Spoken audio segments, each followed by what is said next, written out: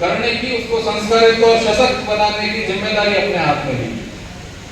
वहीं उससे थोड़ी दूरी पर कानपुर नामक एक स्थान पर दिसंबर 1925 में ही भारतीय कम्युनिस्ट पार्टी की स्थापना हुई। जो विचार यहाँ का नहीं था, वो आया किसी पड़ोसी देश से था, लेकिन उसने भारत में अपनी जड़ें गहरी करने का काम उस दिन शुरू किया था।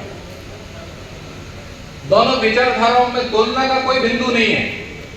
किसी भी प्रकार से भारत में जन्मी विचारधारा को और पड़ोस से घुसपैठ हुई विचारधारा का तुलना नहीं की जा सकती। लेकिन जब दोनों प्रकार की विचारधाराएं साथ में खड़ी हुई इस देश में, तो हमको कहीं कहीं आकलन करना होता है कि हम कहां पर हैं और वो कहां पर है।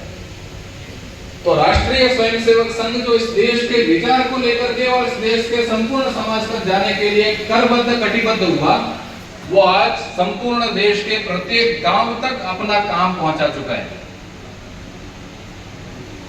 आज देश के हर खंड में, हर जिले में उसके अनेक प्रकार की शाखाएं चल रही है। और जब स्वयंसेवक निर्माण की प्रक्रिया सतत रूप से चली, तब उन्होंने सोचा कि इस समाज के प्रत्येक वर्ग में, प्रत्येक क्षेत्र में हमको जाना चाहिए। तो धीरे धीरे उन्हीं स्वयंसेवकों में से कुछ ने मिलकर के विचार किया कि यहाँ का जो मजदूर वर्ग है भारत का, जो कर्मचारी वर्ग है भारत का, उसमें हमको प्रवेश करना चाहिए। लेकिन ये आवश्यकता क्यों महसूस हुई?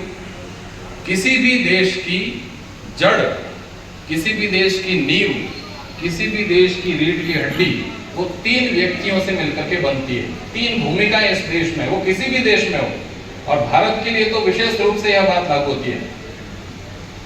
भारत में रहने वाला किसान, भारत में रहने वाला जवान और भारत में रहने वाला मजदूर, ये भारत के विकास यात्रा की मजबूत स्तंभ है। भारत की विकास यात्रा की महती आवश्यकता है। भारत यदि कोई वट वृक्ष है, तो इसकी जड़ में समाहित ऐसा तत्व जो इस संपूर्ण वृक्ष को पोषण देने का काम करता है, वो तो ये तीन भूमिकाएं हैं। भारत का सैनिक रात रात भर इस देश की सीमाओं पर रह करके पहरा देता है, तब इस देश में रहने वाला प्रत्येक नागरिक चैन की नींद सो पाता है। भारत में रहने वाला किसान दिन भर तपती धूप में अपना पसीना बहाता है, तब जाकर के इस देश के प्रत्येक व्यक्ति को पोषण प्राप्त होता है। और भारत में रहने वाला मजदूर 24 घंटे अपने हाथ चलाता रहता है, उसके कारण से इस देश की विकास यात्रा को पर लगे। आज जब हम देश को 2047 में विकसित देश बनाने की कल्पना करते हैं, तो सबसे पहले जिस कड़ी को मजबूत करने की आवश्यकता है, वो है भारत का मजदूर वर्ग, भारत का कर्मचारी वर्ग। उसमें भारतीयता और उसमें भारत के प्रति समर्पण का भाव यदि जगता है, तो फिर 2047 का लक्ष्य जो हमने 2047 तक विकसित भारत करने का रख रखा है, भारत का मजदूर वर्ग जागृत होता है और देशभक्त बनता है, तो 2047 तक प्रतीक्षा करने की आवश्यकता हमको नहीं पड़ेगी। इसलिए जो दो विचारधाराओं का मैंने कहा कि एक विचारधारा भारत में सब प्रकार से भेद खड़ा करने का प्रयास करने के लिए यहाँ पर जन्मी। भारत के प्रत्येक वर्ग को भारत की विचारधारा से दूर करने का काम जिसने किया, वो उसके उद्घोष से ही परिलक्षित होता है। उनका कहना है, चाहे जो मजबूरी हो, हमारी मांगे पूरी हो। इस देश को कितना भी मजबूर होना पड़े, लेकिन हमको हमारी मांगों के बारे में कोई भी समझौता नहीं है। इस देश को गर्त में जाना पड़े तो भी हमको हमारी मांगों के साथ में जीवित रहना है। वहीं दूसरी विचारधारा जिसको हम सभी अनुकरण करते हैं, वो कहती है, देश के हित में करेंगे काम, काम के लेंगे पूरे दाम। हमारा काम देश हित के इतर नहीं होगा। हम जो भी करेंगे, हम दिन भर मजदूरी करेंगे तो वो देश के हित में करेंगे। यहाँ राजस्थान राज्य परिवहन निगम में यदि किसी भी प्रकार का कर्मचारी कोई भी काम कर रहा है, तो वो देश हित के विरुद्ध नहीं होगा। इस प्रकार की विचारधारा के साथ में हम चले। इसलिए दोनों विचारधाराओं में अंतर पर्याप्त दिखता है। आज एक विचारधारा को संपूर्ण समाज ने, संपूर्ण देश ने सिरे से नकार दिया। आज वो खुल करके किसी प्रकार का अधिवेशन इस प्रकार नहीं कर सकते कि समाज उनको समर्थन दे। उनकी एक भी बात में भारत केंद्रित मूल्य ये कहीं नहीं दिखाई देते। और वहीं दूसरे स्थान पर भारतीय मजदूर संघ, जो केवल और केवल इस देश के हित में काम करने के लिए ही कटिबद्ध है, उसके हम सभी अनुकरण करने वाले हैं। और भारतीय मजदूर संघ का एकमात्र लक्ष्य है इस भारत को परम वैभव तक ले जाना। और उसके लिए भारत के प्रत्येक मजदूर में, भारत के प्रत्येक कर्मचारी में भारतीयता जागृत करना, भारत के प्रति समर्पण जागृत करना, और उसमें प्रतिदिन की देशभक्ति जागृत करना। वो प्रतिदिन की देशभक्ति क्या होगी? तो भारत के संविधान में सभी संवैधानिक मूल्यों को जीवित रखना, उनको सुरक्षित रखना, ये भारत के प्रत्येक नागरिक की जिम्मेदारी है। और हमको तो एक और सौभाग्य प्राप्त है, दुनिया में कोई भी नागरिक अपने देश को मां नहीं कहता, लेकिन भारत में रहने वाला प्रत्येक नागरिक अपने देश को मां मानता है और स्वयं को उसकी संतान मानने का गौरव प्राप्त करता है।